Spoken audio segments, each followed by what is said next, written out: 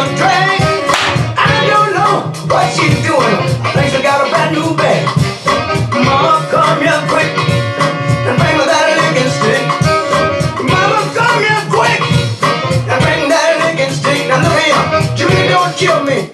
Okay, I'm back, man. I told y'all, man, I got to get warmed up. My man, James Brown, he'll do it every time. Now, where did I leave off? Okay, we robbing freight train, man, made you feel good. Now, I'm going to tell you something, man. Woo! They say your past helps to determine your attitude and beliefs about life later on, right?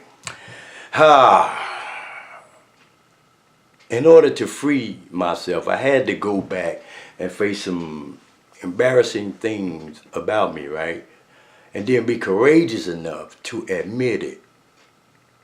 It takes courage sometimes to realize that, man, you ain't all that. You ain't all that. Stop this shit. You understand? And get yourself together. So I'm wondering, how did I get derailed like that? How did I become the monster that I came? My childhood seemed to be innocent, right? You know, just doing the things, man, struggling with normal childhood issues and whatnot. However, that wasn't it, right? Now, when I talk, man, today I want to talk to everybody. Everybody, no matter race, creed, color, gender, whatever, because I've had some valuable experiences, man, in my lifetime dealing with all kinds of people. And the common thread that binds us together with not just the substance use, but the emotional disorders underlying. And I wanted to create this forum for people to feel comfortable enough to discuss these issues so we can get about the healing process. So now when I cuss, man, I'm not cussing at anybody, I'm cussing with you. There's a big difference. See, I believe that dialogue leads to understanding, and understanding leads to healing. So in order to dialogue, man, we have to feel comfortable talking the way we talk, man, so we can get at some things. You know, people sometimes be self-conscious talking to so-called professionals because they might not know how to articulate an opinion, right? Man, here it doesn't matter. However you feel like putting it out there, put it out there so we can get on about the business of healing, man. Now, and I mentioned that to say this here. Back in the day, man, when we came up, oh, and I like gay people. I'm saying, I'm just a prelude to it. I like gay people, Jack. Don't get me wrong, man, at all. But back in the day, man, we were taught certain things about gay people that I found out that were not true, but we were taught that they were weak, all that funny stuff. Let me tell you something, man. My first encounter with a gay person, I learned a very, very valuable lesson. You understand? Now, we in the 8th grade right at school. Now, again, you know, I'm running around, I'm a little bully, got my little crew, but, you know, we playing this other class in the gym. We're playing dodgeball. We lost. All them, they start laughing and shit. Oh, man, y'all ain't nothing and stuff. Then I look over there, man, and we got a little gay boy, and he over there laughing, right? I'm like, man, what the hell you laughing at? I'm laughing at you. What the?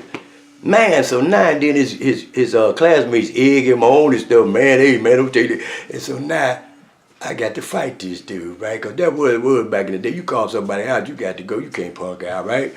So I say, man, I know I can beat the gay boy based on everything I heard about him, you know, I said, cool, come on with it. You know, so I run up on that stuff, man, hit me, man, about with what they call it, a windmill, hit me about 30 times in the head. The goddamn, so now I revert to the short man defense, the style of boxing. So I run in the wrestle. That chump clapped my head between his leg, boy, and come down with a hammer. Boom! I hit the floor. Man, the gym teacher came in before I could get up to try to do something else. I was glad as hell. I ain't gonna lie about it. I didn't want to run into that dude no more. So now I gotta go through school, goddamn it. We done lost the game. I done got my ass whooped by the gay boy. Now you see why I was getting at? I'm out, you know. Oh, Lord, but that wasn't no okay. I just wanted to throw that in there. Now look here. Went through the 60s, like I said, a lot of turmoil, a lot of civil unrest, man.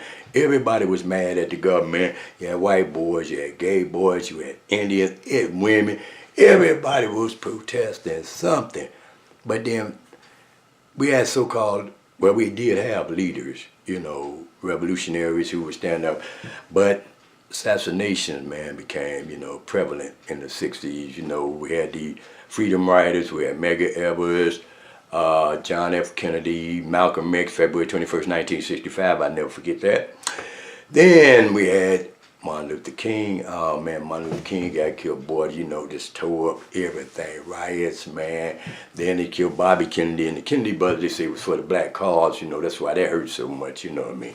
But there's a whole lot of unrest, man, and I'm living through this, and all this coming, you know, inside of me, man. 69, they killed Fred Hampton and Mark Clark, the leaders of the Chicago chapter of the Black Panther Party, man, and then how the revolutionaries started becoming the reactionaries. They, you know, I guess it scared them off, and they said, no, okay, it's cool, the concessions were made, you know, boom. But one thing didn't change, the poverty level.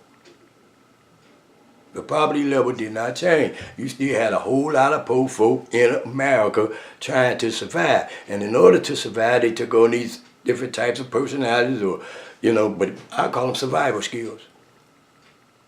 You know, it's a natural inclination to want to eat, man. And if one way is closed, then goddamn, you're going to find another way. Now, I ain't trying to, you know, justify certain behaviors and whatnot, but I mean, people have studied these things, and they know it, and they still have not did enough to eradicate the disparities. So you're going to continue to have it. The problem now is that it's become profitable. Crime is very profitable in America, but I'm going to get into that. Okay, so now we in the 60s, man. 69, all this thing happened, right? I graduated in 1970. I go to a school called Lindblom. Back in the day, Lindblom was high academic standards anyway. I had high math and reading scores, right? So I was eligible to go over there. I didn't want to, but people on the block, oh yeah, he's smart, man. My mama, she was so proud of me, you know. And my big sister had went there, you know, she's smart. So I said, well, cool, you know, that made me feel good too, kind of, until I got over there. Man, when I got over there, man, I seen all these nerds and shit. And then I found out, let me tell you something, I wasn't the smartest. See, in my old grammar school, I was the smartest, so I got academic food and still get looked up to because people came to me to help do their homework and stuff, and I was cool to do it. But now I get over here, chump smaller than me. You know, we had Chinese folk. Now, you know, I was going to a small school. We got Chinese people over there. Okay, I said, man, you know, so man, but it was, you know, I just didn't like it. I wasn't a fit. Okay? But now, some things never changed. When I got over there, yeah, I'm still little. And a dude picked on me, right? Man, I'll never forget this dude, Jack. They called him Fat Black, because he was fat and black. That's what we named the chump. But look here, every time he see me, he always had something derogatory to say about my size, and then him and the little crew be laughing, you know, he might bump into me unnecessarily and stuff. So now I was in a class called Metal Shop. And I was thinking about that one day, how it made me feel, and how I had been taught back in the hood, man. You know, even though you're little, Jack, you got to fight now. You got to keep them up off you, right? So dig, I'm down there, man. I got a piece of metal bar, and I cut it off to about that long, about that thick, and I put it in my pocket, right? I said, yeah, now let this chum mess with me today. Let him mess with me. Lo and behold, walking down the hall, and who do I see? Fat Black and his little crew. Now, coming up now, I could have walked over there to avoid confrontation, but I ain't no punk, man. You know, can't do that. So I walked, and then by the time I got up close to him, the chump muffed me. I said, what the? And him and his boys, they laughing and shit. So, man, I reached in my pocket, man, and got that bar, and while he just laughing and stuff, I reeled back. Whoom, and let loose. Jack hit him in his back. Oh, that chump fell off. Oh, he just got to rolling on the ground and shit. Now, I was aiming for his head. I'm going to tell you something. That's why I say, man, it is easy to kill. It is easy to kill, but that don't make you a killer. Because if I'd have hit that boy in the head with that bar, imagine. But when thinking about that then, man, all I was thinking about how he had made me feel, and I'm tired of it. So I threw that bar, hit that boy in his back, boy, I ain't had no more trouble with it. I ain't had no more trouble with that stuff, man. So I learned at an early age, you can stop a chump from messing with you. Okay? Now, I didn't like going there, so I just started going there to hang out. By then, alcohol had became a big factor in my life. Because one thing I found about alcohol, when I drank, I became bold. Inhibitions gone. No more shouting, man. Don't worry about it. I get on the dance floor, be dancing, still can't dance, but I don't know. You know what I'm saying, Jack? But that alcohol, man, made you feel. So I go to school, man, just drink with my boy and them and stuff. Needless to say, after the first year, they suggested I transfer. Ooh, I guess that was in lieu of putting my ass out. We suggest you transfer to another school that's more suitable to boom, boom, boom. Because, see, I got 3/4 of one credit. How do you do that shit? I guess the half of some gym, I don't know, but I got 3/4 of one credit. Now, when I went to the school, I was happy as hell. I had to repeat. Yes, I did fail.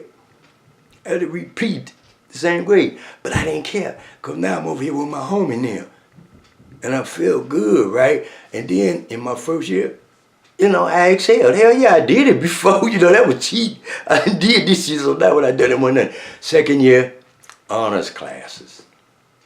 Honor classes, man. So you know how I looked in, right? You know, man, that man got an honor class. He's smart. Even though I'm a fool, I'm the smartest fool in the group. I don't know, it sounded like a conflict, right? But it worked for me. It worked for me. Now, something else happened. Doing that my second year at this other school, right? My mom moved. She got a house. Oh man, we felt good as hell, man. We had been living in an apartment building, sharing the same bedroom. I'm telling you that. Sometimes 4 of us in one bedroom, Joe. Me and my 3 other brothers. God dog, that was something else. But we didn't know we was cool. But so when we got this house, oh man, we cool. We done come up, Jack. You know what I'm saying? Then we moved to an area. Man, look here. I had to transfer schools. So I had to leave all my homies them and whatnot and go to this school over here. By the time I got over here, I was through with school. Something else was going on. Different set of dynamics were coming into play in the 70s. We had, after they killed off the leaders, people saw the need to try to repair some of the damage. So we had what's called a Black is Beautiful movement. James Brown wrote a song in 1968 called Say It Loud, I'm Black and I'm Proud, right? And that was to bring unity back, because after they started killing all the leaders, people started scattering the leaders, the old leaders and stuff. They didn't know what the fuck they wanted. So he put that together. Anyway, Say It Loud, I'm Black and I'm Proud. People started taking pride, started pulling up their afro. I remember seeing some white boys with afro, and that shit looked cool as hell, boy, this sandy afro. I like that stuff, you know? Anyway, so we had a Black, Say It Loud, I'm Black and I'm Proud. We had a Black is Beautiful movement, which was cool for me too, but I'm telling you about another stigma. In the 60s, light skin was in. You know, you had the light skinned Negro versus dark skinned Negro. And now I'm little and dark. Oh, Lord. All my brothers and them were light skinned. One mom I used to be jealous of. He probably don't know this stuff, but this chum with light skin had curly hair too. So when the girls see him, they run to him. Ooh, his hair so nice. Ooh, how come you don't look like him? Now you see. You understand? Now you see. But anyway, so now the dark skinned brother coming into play, man. I'm standing up, Jack, you know, shoot. But I'm still short. You know, so I got to step outside my body, man. If I'm big enough to be, you know, what I want to be. However, I get their attention, cool. Some of my heroes happen to be the underworld characters like James Cagney when he portrayed them gangsters. Oh, man, that dude Jackie Slacks. I still do that. That's my man, Joe. I read a book called Horse Son by Donald Goin. They glorified ghetto life, man, and, you know, made it to seem so appealing. So now here we are in the early 70s with this Black is Beautiful movement going on, and a strange phenomenon happened. I tell you when I come back. Don't go nowhere.